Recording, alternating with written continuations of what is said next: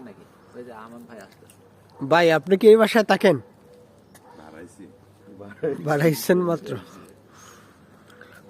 হ্যাঁ ভাই, কি অবস্থা, ভালো আছেন? তো ভাই ভালো আছেন? নমস্কার ভাই। কেমন লাগলো সার্বিয়ার বেলগ্রেডে এসে আপনাদের? সাধারণ বসবাসের জন্য খুব সুন্দর। আচ্ছা, আপনারা যে এলাকাতে আছেন এটার নাম কি?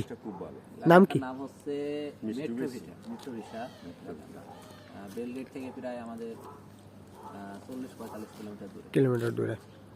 কথা হচ্ছে এলাকা কিরকম, নীরব এবং পরিবেশটা কিরকম এলাকার? দেশগুলো যেরকম হয় সাধারণত সেরকমই, একবারে জনমানবহীন। ঘর বাড়ি আছে মনে হচ্ছে মানুষ নাই, অ্যাভেলেবল ঘর বাড়ি আছে, রাস্তাঘাট প্রতিটা করে মানুষ আছে কিন্তু বের হয় না, ওরা বের হয় না। বের হয় না কিন্তু। প্রয়োজনে কিছু লাগলে তারা বের হয় না।